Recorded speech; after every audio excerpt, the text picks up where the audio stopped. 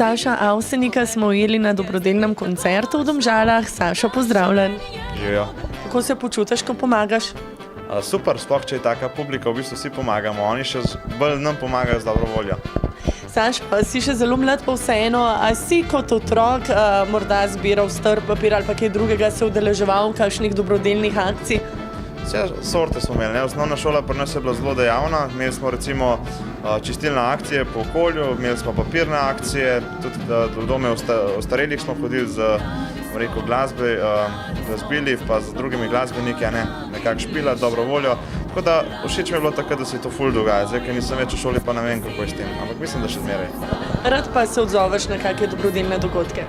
Ja, v naši funkciji je to kar veliko povpraševanja po teh stvarih, in mi smo nekako rekli, da to naredimo v omejenih količinah, ker drugače bi celo leto lahko hodil v teh stvarih, tako da imamo nekje 8-krat na leto res take večje dobrodelne stvari, da pridemo zraven pomagati.